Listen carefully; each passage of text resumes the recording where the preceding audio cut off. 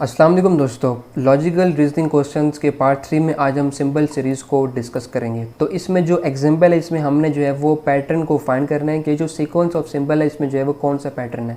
तो हम स्टार्ट करते हैं। तो अगर हम इसमें देखें तो इसमें जो है वो कुछ हमारे पास 1 2 3 4 जो है वो कुछ हमें लेटर्स गिवन है, ठीक है। और हमने जो है वो लास्ट वाला जो सेगमेंट है उसमें जो है वो हमने देखना है कि मिडिल में वो कौन सा आ सकता है, ठीक हो गया।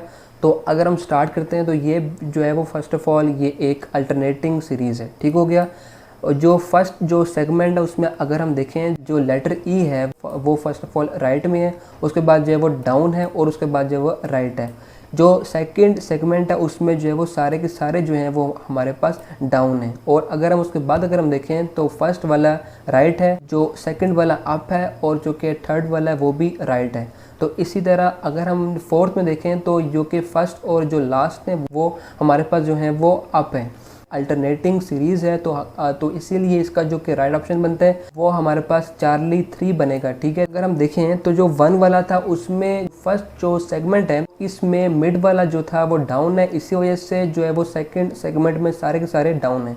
और इसीलिए अगर हम देखें कि जो कि थर्ड सेगमेंट था इसमें जो है वो जो मिड वाला है वो अप है, तो इसी वजह से जो कि फोर्थ में भी जो होंगे सारे के सारे अप होंगे। इसीलिए इसका जो राइट ऑप्शन बनना था वो हमारे पास सी चार्ली था। तो ये थी आज की वीडियो। अगर आपको ये जो सिंबल सीरीज़ की जो कि एग्जाम्पल दी अगर ये समझ आई है तो इस वीडियो को ज़रूर लाइक करें, कमेंट कर दें और शेयर कर दें और मेरे चैनल को सब्सक्राइब कर दें और बेल आइकन को भी प्रेस कर दें। तो मिलते हैं एक और वीडियो में। अल्लाह हाफिज़।